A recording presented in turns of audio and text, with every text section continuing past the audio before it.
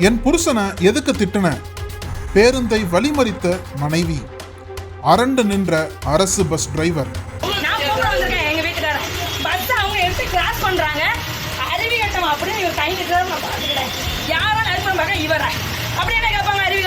ஸ்பாட்டுக்கு ஓடி வந்த போலீஸ். படபடத்த கோவில்பட்டி பஸ் ஸ்டாண்ட்.